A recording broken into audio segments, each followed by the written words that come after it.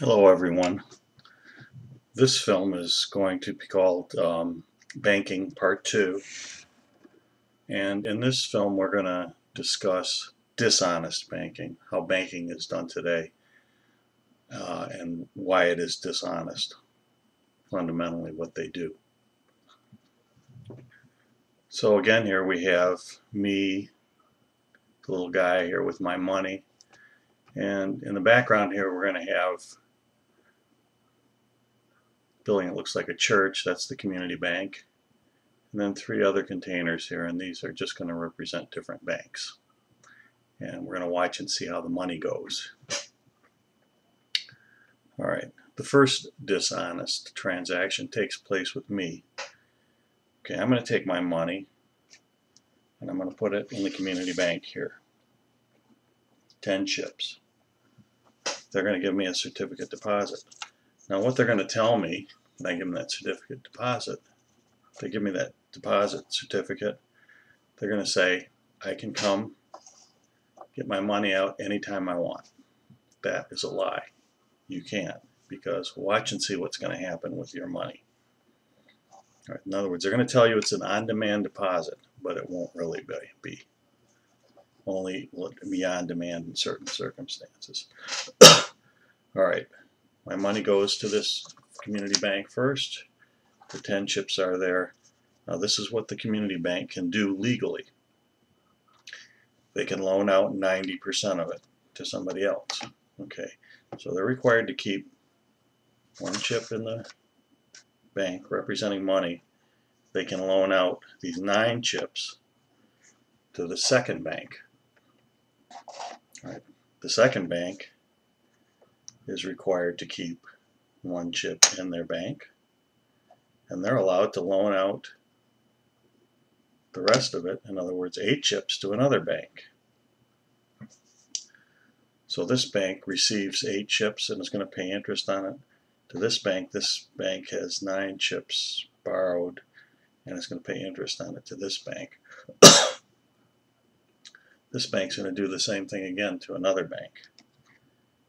It's going to be required to keep one chip in the bank and loan out, I think we're down to 7 chips now, to the next bank, and on and on and on. Each bank can loan out the money and is only required to keep a small amount in the bank, and that's called the fractional reserve.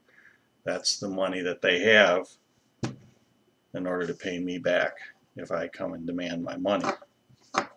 So I could have 10 banks here and they all could have 1 chip in them, but they've all loaned out the rest of that money again. So you can see here over and over again that multiplies the amount of money that's loaned out. This bank has loaned out 9 chips.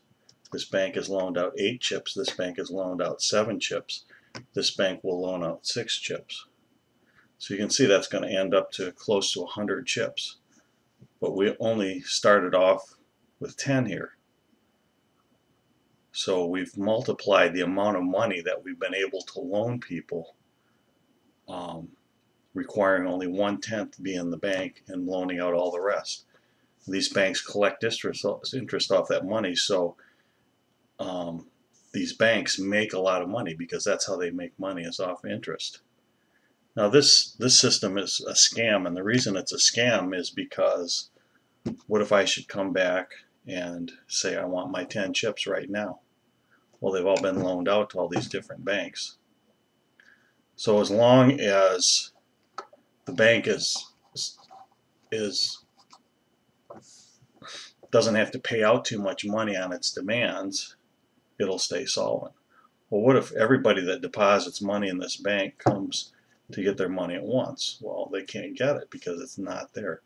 And then what would happen? They call that a run on the bank, and the bank would go bankrupt, and the people would basically lose their money because their money is all out here and loaned out to times, a factor greater than it even started with to begin with. So that's why the reason this is dishonest is because they don't tell you that. They say they're going to give you their money back, but in reality they can't. If there's a run on the bank, they can't give you your money back. And that's the way banks operate today. If I take $100,000 and put it in a bank, and I try to get my money out on the next day, if it's greater than the 10% that they have in their bank, they won't be able to give it to me.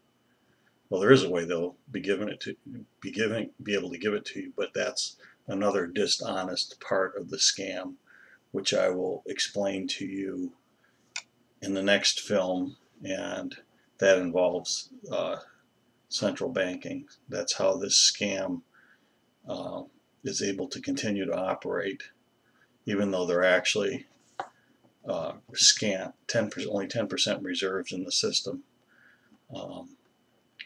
The reason the system functions is because there's a central bank, and that's even more dishonest than what these banks are doing here, doing legally with your money.